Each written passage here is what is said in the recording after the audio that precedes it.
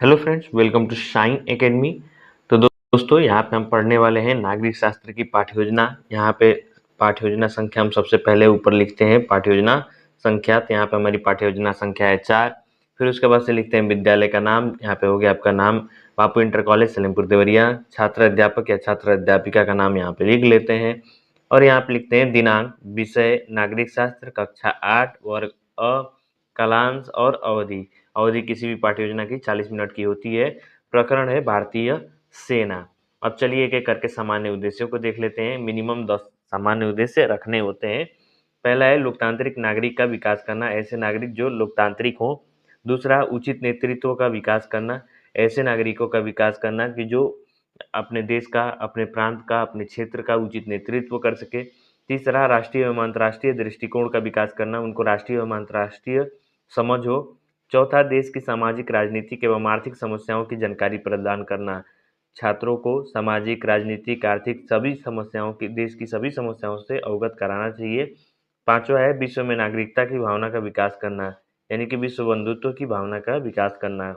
छठवां है छात्रों में कर्तव्यों एवं अधिकारों का सैद्धांतिक व व्यवहारिक ज्ञान प्रदान करना। जो भी हमारे कर्तव्य हैं, अधिकार हैं, उसका सैद्धांतिक ज्ञान तो दिया ही दिया जाए, उसके अलावा उसको व्यवहारिक ज्ञान भी प्रदान किया जाए कि उस कर्तव्यों एवं अधिकारों का वो कहाँ पर प्रयोग कर सकते हैं। सातवां है छात्रों में देश प्रेम व राष्ट्रीय भावना का विकास करना। छात्रों की मानसिक शक्तियों एवं वैज्ञानिक दृष्टिकोण का विकास करना। नौवां, प्रजातंत्र के लिए दृढ़ विश्वास उत्पन्न करना, विश्व बंधुत्व की भावना उत्पन्न करना। विशिष्ट उद्देश्य आपको पता है कि यह प्रकरण से संबंधित होता है और सामान्य उद्देश्य विषय से संबंधित होता है। तो यहाँ पे हम सबसे पहले लिखेंगे ज्ञानात्मक उद्देश्य, जो छात्रों की ज्ञान से समझ के लिए होता है। पहला है छात्र भारतीय सेना के बारे में ज्ञान प्राप्त कर सकेंगे। दूसरा है छात्र भारतीय सेना का प्रत्यय स्मरण कर सकेंगे। दूसरे नंबर पे बोधात्मक उद्देश्य, जो कि छात्रों की समझ के लिए उद्देश्य होता है। तो छात्र भारतीय सेना के बारे में व्याख्या कर सकेंगे, छात्र भारतीय सेना के बारे में समझ सकेंगे। अनुप्रयोगात्मक उद्देश्य, अनुप्रयोगात्मक उद्देश्य होता है कि व्यवहारिक जीवन में छात्रों को इस प्रकरण से क्या लाभ होने वाला है, क्या इसका प्रयोग है। तो छात्र भारतीय सेना के कार्यों का विश्लेषण कर सकेंगे, छात्र भारतीय सेना के नियमों को अपने दैनिक जीवन में भी अपना सकेंगे।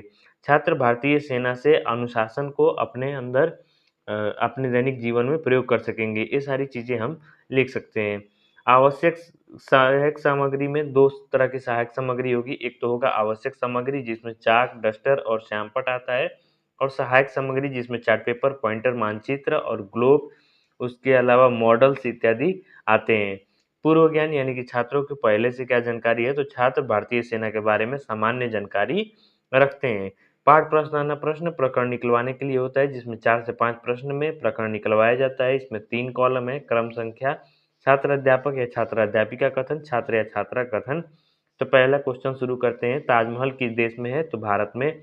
सबसे पहली बात कि कोई भी प्रश्न उत्तर जिग जैग वे में होना चाहिए।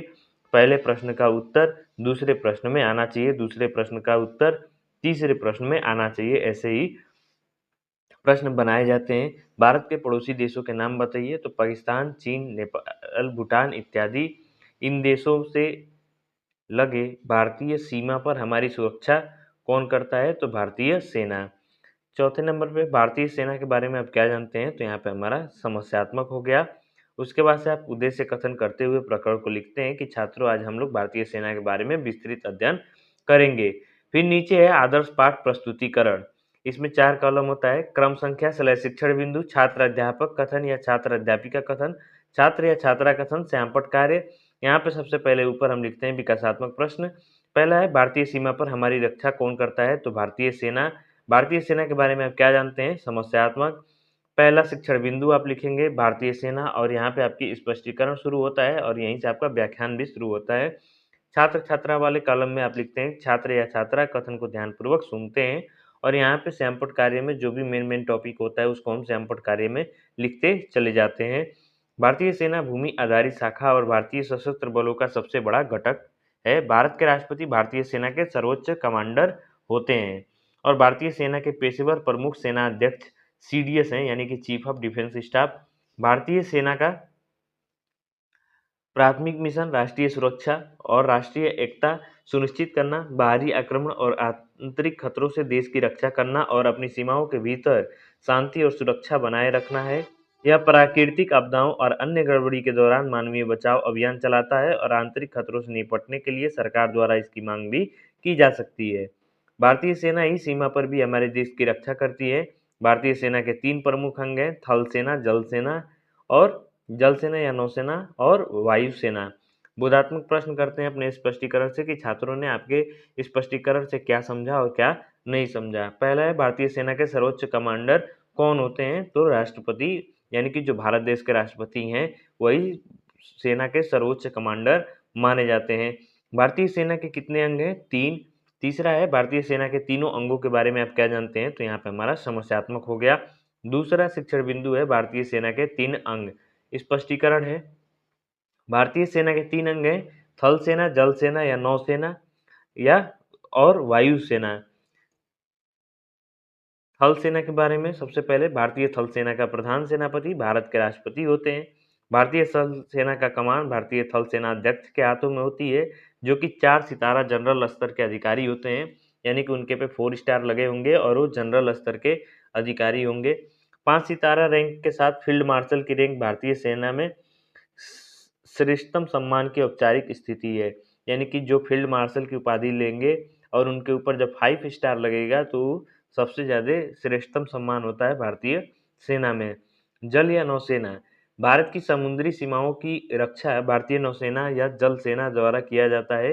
भारत के राष्ट्रपति इस सेना के सेनापति होते हैं। भारतीय नौसेना के पेशेवर प्रमुख भारतीय सशस्त्र सेना में 4 सितारा एडमिरल, उसमें जनरल होते थे, और नौसेना में कौन होते हैं? नौसेना में एडमिरल होते हैं, द्वारा धारण किया गया वैधानिक पद है। वायुसेना में, भारतीय वायुसेना का प्राथमिक मिशन भारतीय हवाई क्षेत्रों को सुरक्षित रखना है और सशस्त्र संघर्षों के दौरान हवाई युद्ध करना है। सर्वोच्च कमांडर राष्ट्रपति होते हैं। वायुसेना प्रमुख एक एयर चीफ मार्शल, एक 4 सितारा अधिकारी होता है और वायुसेना के अधिकांश परिचालन कमान के लिए जिम्मेदार होता है। बोधात्मक प्रश्न करेंगे, तीनों सेनाओं के सर्वोच्च कमांडर कौन हुए? तो राष्ट्रपति। थल सेना हमारी सुरक्षा कहाँ करता है? तो थल क्षेत्र में। भारतीय वायुसेना का पेशेवर प्रमुख सेनाध्यक्ष कौन होता है? तो एयर चीफ मार्शल। निरीक्षण कार्य में छात्र अध्यापक द्वारा कक्षा में घूम घूमकर निरीक्षण कार्य किया जाता है तथा छात्रों के व्यक्तिगत समस्या का समाधान उन्हीं के स्थान पर तथा सामूहिक समस्या का समाधान श्यामपट्ट पर किया जाता है। गृह कार्य, छात्रों आप सभी सेनाओं के कार्यों को चार्ट पर, पेपर पर दर्शाकर लाएंगे। सुझाव आलोचना में जो हमारे पर्यवेक्षक होते हैं वो सुझाव देते हैं कि आपने क्या गलतियां करी रिप्रेजेंटेशन में, तो यहाँ पे लिखा जाता है, और क्या सुझाव है, क्या आपने अच्छा किया, ये सारी चीज़ें यहाँ पे लिखी जाती है। जिससे यहाँ पे एक सुझाव में अनुशासन ठीक था, यानी कि कक्षा के दौरान अनुशासन ठीक रहा। उसके बाद से यहाँ पे नीचे हो जाता है पर्यवेक्षक का हस्ताक्षर। तो दोस्तों, इसी के साथ पाठ्य योजना समाप्त हुई। तो दोस्तों, कैसी लगी पाठ्य योजना? अगर अच्छी लगी तो प्लीज़ लाइक कीजिए, शेयर कीजिए और सब्सक्राइब कीजिए, और आप आगे बताइए कि आपको किस प्रकरण पे पाठ्य योजना चाहिए। धन्यवाद।